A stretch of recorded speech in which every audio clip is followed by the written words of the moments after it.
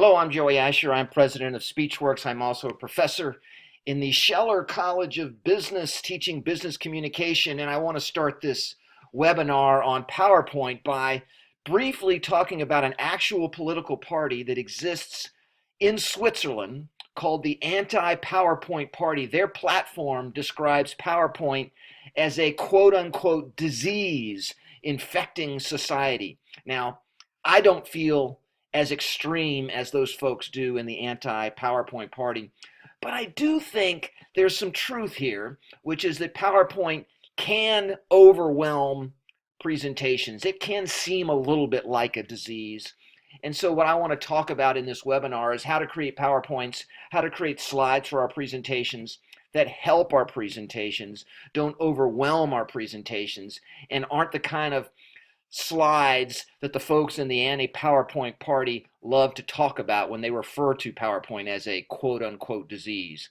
Now, there's three things I'm going to be talking about in this webinar. Number one, the fundamental point, which is that you are the most important visual. There's no slides that are as important as you, the presenter. Number two, you need to keep your message simple. And finally, if you have something complex and you want to put it on a slide, that's fine, but you need to give that slide time. And so let's get right into it. The first point is that you are the most important visual, and I start with this hideous visual. This is an actual slide I found on the internet. It is an extreme example of a really bad slide. And I just point this out because this is an example of what really bad slides do. They take all of the attention away from the presenter and focus it on the slide. And that's not what we're trying to do. A good presentation is where you as the presenter build a relationship with the audience, you build your personal credibility with the audience, and then as a result of that credibility, they start to buy into your ideas. Not where they just look at slides and narrate and you just narrate what's on the slide. You want to build that relationship. Think of it this way. You can have a horrible deck of slides, but present your message really well, answer questions really well, and people will walk out of there thinking, wow, what a great presentation that was. On the other hand, you can have a beautiful deck of slides, but if you don't build a good relationship with that audience, if you don't present it well, people are not going to think that it's a good presentation. It's not about the slides. What's most important is the way you personally connect with the audience. And I think that that's often lost. I think a lot of people think that a presentation is the slides, and it's not. It's about the relationship that you build. You are the most important visual. So that's the most important thing to keep in mind. That's the first thing to keep in mind.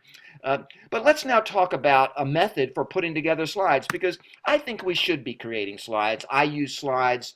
We all use slides. They're obviously really important in business today, but we need a method to create slides so that they're simple and they don't get in the way. And of course, we think you should be using our formula as a guide to creating your slides. So this is the second point, which is keep your message simple, keep your slides simple. And so what I'm going to do is I'm going to take you through a presentation and a series of slides that show you how you can use this formula, the hook, the message objective, the 3 points, then bring in those 3 points to life with evidence, how you can use this formula as a guide to creating your slides. Now, the presentation we're going to use is an actual presentation I did with a client of mine who's a lawyer at a very large law firm. He had to go in front of his clients. He needed preparation to go in front of his clients to talk about antitrust laws. And he wanted to essentially talk to his client about how to stay out of trouble, as it pertains to the antitrust laws and the Justice Department, because if you do run afoul of the antitrust laws, really bad things can happen. And so, of course, you start with a hook.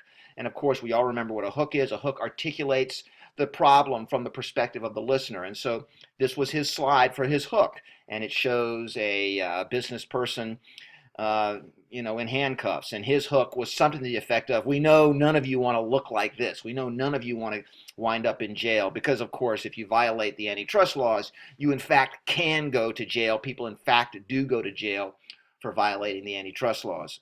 And so that was his hook. He started by articulating the challenge. We know nobody wants to go. To jail. But notice how nice and simple the hook was. It's just a picture that shows the idea of, look, this is the bad thing that could happen. And then he has this MO and 3 points on his next slide. And now you'll see across the top, You'll see he has the message objective, which is I'm going to talk to you today about how to stay out of jail and avoid fines. That was his basic message objective for his antitrust law presentation. And then he had 3 points. His 3 points were, I'm going to talk to you, number one, about how do we deal with competitors legally.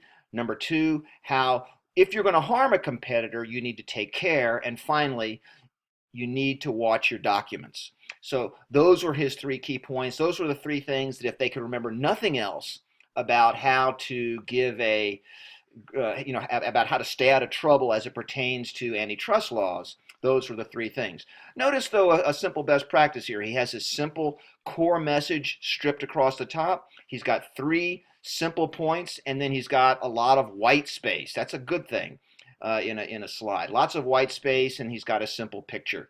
The idea is it's not too complicated. It's not too cluttered. That is it. Let's go to his next slide, which is deal with competitors legally. Once again, he's taken the fundamental point of the slide and stripped it across the top. That's a good best practice whenever you're creating a slide. No matter how complex it is, you should always ask yourself, well, what's the one thing that I want them to remember about what I'm talking about right now?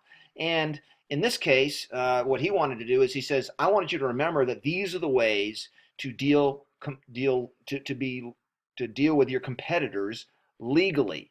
Of course, you're going to be working with your competitors. You may have contact with your competitors, but here's how you do that legally and staying out of trouble as it pertains to the antitrust laws. Once again, he's got a simple point, and then he's got 4 subpoints.